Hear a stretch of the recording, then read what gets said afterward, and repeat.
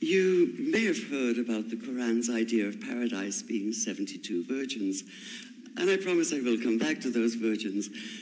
But in fact, here in the Northwest, we're living very close to the real Quranic idea of paradise, defined 36 times as gardens watered by running streams. Since I live in a houseboat on the running stream of Lake Union, this makes perfect sense to me. But the thing is, how come it's news to most people? I know many well-intentioned non-Muslims who've begun reading the Quran but given up, disconcerted by its otherness. The historian Thomas Carlyle considered Muhammad one of the world's greatest heroes, yet even he called the Quran as toilsome reading as I ever undertook, a wearisome, confused jumble. Part of the problem, I think, is that we imagine that the Quran can be read as we usually read a book, as though we can curl up with it on a rainy afternoon with a bowl of popcorn within reach, as though God, and the Quran is entirely in the voice of God speaking to Muhammad, were just another author on the bestseller list. Yet the fact that so few people do actually read the Quran is precisely why it's so easy to quote, that is, to misquote. Phrases and snippets taken out of context in what I call the highlighter version, which is the one favored by both Muslim fundamentalists and anti-Muslim Islamophobes. So this past spring, as I was gearing up to begin writing a biography of Muhammad, I realized I needed to read the Quran properly as I could, that is. My Arabic's reduced by now to wielding a dictionary, so I took 4 well-known translations and decided to read them side by side, verse by verse, along with a transliteration and the original 7th century Arabic. Now, I did have an advantage.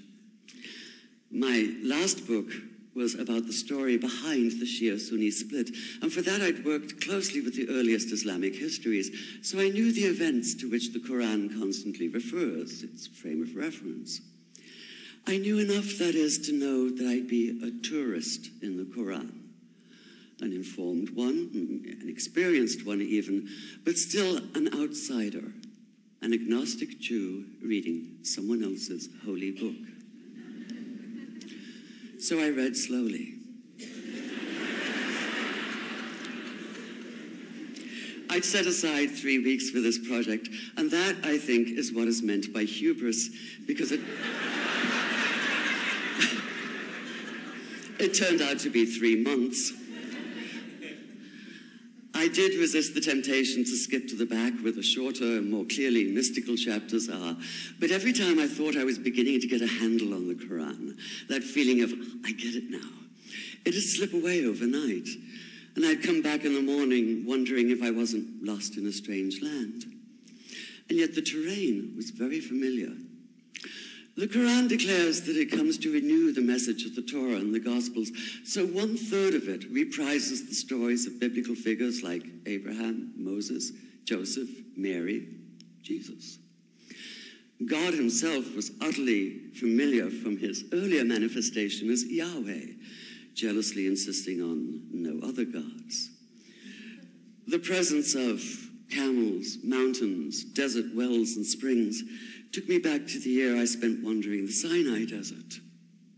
And then there was the language, the rhythmic cadence of it, reminding me of evenings spent listening to Bedouin elders recite hours-long narrative poems entirely from memory.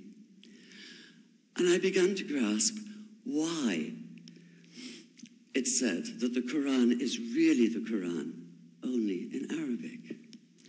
Take the Fatihah, the 7-verse opening chapter that is the Lord's Prayer and the Shema Israel of Islam combined. It's just 29 words in Arabic, but anywhere from 65 to 72 in translation. And yet the more you add, the more seems to go missing.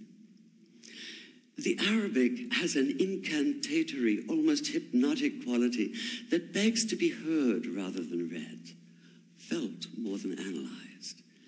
It wants to be chanted out loud, to sound its music in the ear and on the tongue. So the Quran in English is a kind of shadow of itself, or as Arthur Arbery called his version, an interpretation. But all is not lost in translation. As the Quran promises, patience is rewarded, and there are many surprises. A degree of environmental awareness, for instance, and of humans as mere stewards of God's creation, unmatched in the Bible. And where the Bible is addressed exclusively to men, using the second and third person masculine, the Quran includes women, talking, for instance, of believing men and believing women, honorable men and honorable women. Or take the infamous verse about killing the unbelievers. Yes, it does say that, but in a very specific context. The anticipated conquest of the sanctuary city of Mecca, where fighting was usually forbidden. And the permission comes hedged about with qualifiers. Not you must kill unbelievers in Mecca, but you are allowed to, but only after a grace period is over. And only if there's no other pact in place. And only if they try to stop you getting to the Kaaba. And only if they attack you first. And even then, God is merciful, forgiveness is supreme, and so, essentially, better if you don't. This was perhaps the biggest surprise. How flexible the Quran is, at least in minds that are not fundamentally inflexible. Some of these verses are definite in meaning, it says, and others are ambiguous. The perverse at heart will seek out the ambiguities, trying to create discord by pinning down meanings of their own. Only God knows the true meaning. The phrase, God is subtle, appears again and again. And indeed, the whole of the Quran is far more subtle than most of us have been led to believe, as in, for instance, that little matter of virgins and paradise. Old-fashioned Orientalism comes into play here. The word used 4 times is huris, rendered as dark-eyed maidens with swelling breasts, or as fair, high-bosomed virgins. Yet all there is in the original Arabic is that one word, huris. Not a swelling breast or high bosom in sight.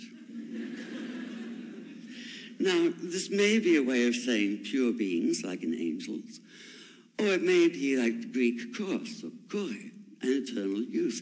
But the truth is, nobody really knows, and that's the point. Because the Quran is quite clear when it says that you will be a new creation in paradise, and that you will be recreated in a form unknown to you, which seems to me a far more appealing prospect than a virgin.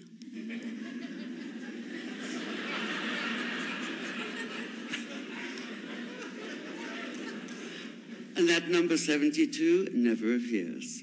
There are no 72 virgins in the Quran.